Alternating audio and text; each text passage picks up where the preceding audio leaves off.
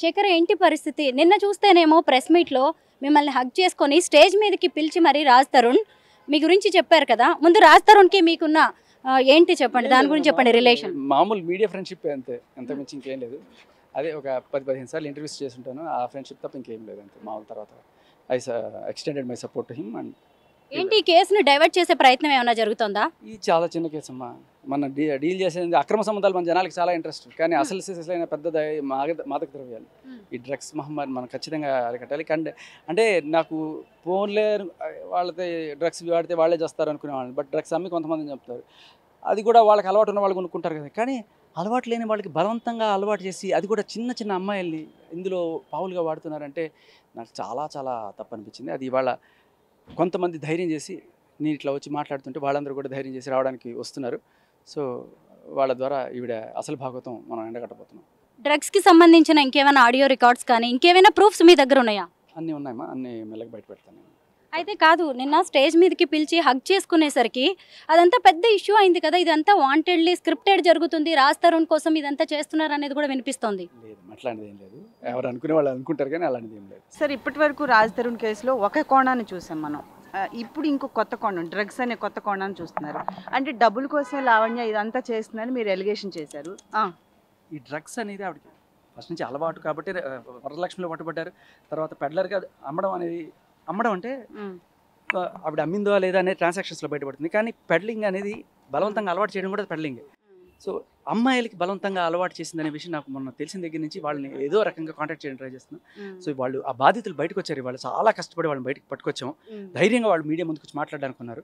So ఇప్పుడు మాట్లాడిన తర్వాత ఎంతమంది ఉండొచ్చు అనుకుంటున్నారు? ఈజీగా 10 మంది ఉంటారు. 10 మంది అమ్మాయిలకి లావణ్య ఒక్కటి, అబ్బాయిలు అమ్మాయిలకి డ్రగ్స్ రాకెట్ ఒక విధంగా 10 మందిని అంటే ఇంత దందా నడుపుతున్నప్పుడు చుట్టుపక్కల వాళ్ళు కానీ మీరు ప్రతిరోజు వాళ్ళని కలుస్తూనే ఉంటారు కదా, మీరెందుకు మీరైనా సరే? నేను ఎవరిని కలవలేమ్మా, నేను ఇప్పుడు వచ్చాను, అసలు నాకు వాళ్ళతో సంబంధమే లేదు. నేను ఇవాళ మీడియా ముందుకు వచ్చాను తప్ప వాళ్ళు ఎవరో కూడా నాకు తెలియదు అసలు. నేను ఈ మధ్య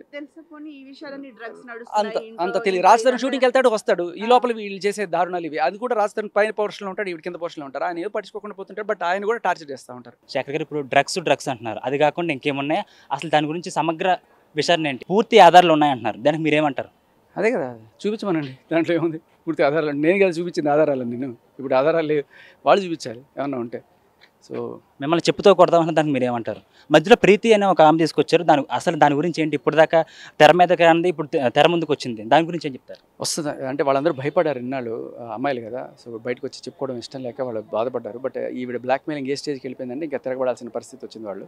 సో వాళ్ళు వచ్చి చెప్పడానికి వచ్చేసారు. నిన్న కూడా రాజ్ తరుణ్ మిమ్మల్ని పైకి తీసుకొచ్చి స్టేజ్ మీద తీసుకొచ్చి మిమ్మల్ని ఎమోషనల్గా మిమ్మల్ని హక్ చేసుకోవడం జరిగింది. దాని వెనక ఏంటంటారు? ఇంతకుముందే మీకు పరిచయాలు ఉన్నాయా లేకపోతే ఇంకేంటి? ఇంకే రాష్ట్రానికి నాకు మామూలు మీడియా ఫ్రెండ్షిప్ అండి. అయితే అసలు ఎందుకు మీరు డ్రగ్స్ కేసులో అరెస్ట్ అయ్యారు? జైలు వరకు ఎందుకు వెళ్లాల్సి వచ్చింది? 40 days జైల్లో ఉండడం అంటే చిన్న విషయం కాదు కదా. అవునండి, అదే నా బాధ. నన్ను పంపించారు బలవంతంగా. మరి ఇంట్లో ఉన్నాడు మగాడు, అతను సంపాదిస్తున్నాడు, దానిపైనే ఉన్నాను నేను. రోడ్డు పైన నేను లేని పక్షాన చెప్పులు తుడుచుకుంటూ అని పని చేసుకుంటూ అయినా బతుకుతాను, కానీ అలా డ్రగ్స్ అమ్ముకొని లేదా ఒళ్ళు అమ్ముకునేవి రెండు ఒకటే కేటగిరీకి వస్తాయి. ఇప్పటి వరకు అయితే నేను అలాంటి పని చేయలేదు, రేపు ఫ్యూచర్ లో కూడా ఎప్పటికీ చేయను. రాజ్ తరుణ్ తో మీరు ఒకే ఇంట్లో ఉండగా ఈ డ్రగ్స్ కేసు అయిందా? అవునండి, నేను వరలక్ష్మి దాంట్లో నేను A11 అని ఉండిందండి. నన్ను రైల్వే స్టేషన్ నుంచి వాళ్ళ పోలీసులు అన్న మాటలు కూడా నా దగ్గర ఫుల్ రికార్డింగ్ అంతా ఉంది. మీరు వరలక్ష్మి టిఫిన్స్ కేసులో A11 ఉన్నారు, అబ్స్కాండింగ్ ఉన్నారు, మిమ్మల్ని స్టేషన్ కి తీసుకెళ్ళాలి అని. నాకు వాళ్ళ పోలీసులని కూడా తెలియదు, ఎందుకంటే ఆ వీడియో మీరు చూసినట్టయితే కూడా యూనిఫామ్ ఉండదు, సివిల్ డ్రెస్ లో ఉంటారు. నా లగేజ్ తీసుకొని వెళ్ళి కార్లో ఎక్కిచ్చేస్తున్నారు. నా లగేజ్ తీసుకుంటే నేను ఒప్పుకోను అన్నాను. నాకు అప్పటికే వార్నింగ్ కాల్స్ వస్తున్నాయి, ఈ మాల్వి కూడా జైలుకి పంపిస్తాను అని చెప్పి వార్నింగ్స్ ఇస్తుంది. ఎందుకో డిఫరెంట్ గా కొడుతుంది. మా ఫ్యామిలీ వాళ్ళు వచ్చేదాకా ఆగండి, నేను వస్తాను స్టేషన్ కి అని అన్నాను. మరి అలా నన్ను మోకిలా స్టేషన్ అండి జరిగింది కేసు, మోకిలా తీసుకెళ్లాల్సిన వాళ్ళు నార్సింగి స్టేషన్ కి తీసుకెళ్లారు. 1.5 day నన్ను అక్కడే ఉంచారు. 1.5 day తర్వాత దీనిలో నన్ను A2గా రాసి ప్రిజన్ కి పంపించారు.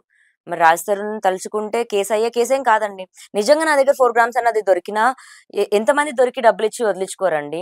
అలా నిజంగా ఒకటి నాకు ప్రాబ్లం వచ్చినా రాజ్ తరుణ్ సహాయం చేసే పరిస్థితిలో ఉన్న మనిషే, చేయలేదు. మరి ఉన్నాయా లేదా అని కూడా ఏమీ తెలుసుకోకుండా స్ట్రైట్ గా నన్ను పంపించేశారు. నాకు లోపల ఉన్నప్పుడు కూడా తెలియలేదు రాజ్ తరుణ్ చెయ్యి ఇదంతా ఉందని. బయటికి ఎప్పుడు వెళ్ళిపోతానా అని ప్రతి నిమిషం ప్రతిరోజు వెయిట్ చేస్తూ కూర్చున్నాను నేను. బయటకు వచ్చాక చూస్తే రాజ్ తరుణ్ ఇంట్లో లేడు. వచ్చే 2 days ముందు వెళ్ళిపోయాడు ఇంట్లో నుంచి. మాట మాట్లాడితే డ్రగ్స్ కేసు అనేది తీస్తాడు. 11 ఏళ్ళ నుంచి ఉన్నానండి నేను. ఒక మాట కూడా చెప్పలేదు, ఒక క్లోజర్ అన్నది లేదు. ఇప్పుడు కూడా ఇప్పుడు డ్రగ్ పెడ్లర్ అని అసలు అంటే ఒక ఆడదానికి ఎన్ని ఎన్ని పడకూడదు అన్ని పడుతున్నాను. అసలు అడ్డమైన ఎదవలతో మాటలు పడాల్సి వస్తుంది. అది అసలు ఇంకా ఎందుకు బతికి అని అనిపిస్తుంది నాకు. మళ్ళీ అలాంటి నన్ను వాళ్ళ పేరెంట్స్ కి థ్రెట్ అని అని కేసు పెడుతున్నారు ఇప్పుడు కొత్తగా. ఇంకేం చేయాలనుకుంటున్నారు చేయనివ్వండి అంటే, అతను హీరో అని చేస్తున్నాడు, కనెక్షన్స్ ఉంటాయి అనే చేస్తున్నారు అంటే నేనైతే ఒప్పుకోను. అసలు తగ్గేదే లేదండి. నా క్యారెక్టర్ మీద వరకు వచ్చాయి. పెడ్లర్ అని అంటున్నారు అంటే నేను కన్జ్యూమర్ అని అన్నా నాకు నేను బ్యాడ్ చేసుకున్నట్టు. పెడ్లర్ అంటే ప్రపంచాన్ని అందరినీ బ్యాడ్ చేస్తున్నానని, ఇంకెవరో ఇప్పుడు మైనర్ అమ్మాయిని తీసుకొచ్చి చేస్తున్నానని. ఏంటండి సెక్స్ వీడియోలు చేయడం అంటే ఎంత చండాలంగా పోట్రే చేయాలో అంత చండాలంగా చేస్తున్నారు. మరి అంత చండాలమైన అమ్మాయితో రాస్తారు 11 ఏళ్ళు ఉంటాడా? నాకు అర్థం కాదు. ఈ రోజు దాకా నేను బయటికి రాలేదండి. నాకు పోనీ ఫేమ్ కోసం డబ్బుల కోసం చేసుకునే మనిషిని కూడా కాదు నేను. మీరు జైల్లో ఉన్నప్పుడు రాజ్ తరుణ్ వచ్చి ఎప్పుడైనా కలిసారా? లేదు. పోనీ జైలు నుంచి బయటకు వచ్చిన తర్వాత మళ్ళీ మీరిద్దరు కలిసి ఉండడం ఒకే ఇంట్లో అలాంటిది ఏమైనా లేదు. జరిగిందా? నేను వచ్చేసి 2 days ముందు వెళ్ళిపోయాడు అతను. మొన్న March 15వ తారీఖు. ఇప్పుడు 4th month అవుతుంది తను బయట ఉండబట్టి.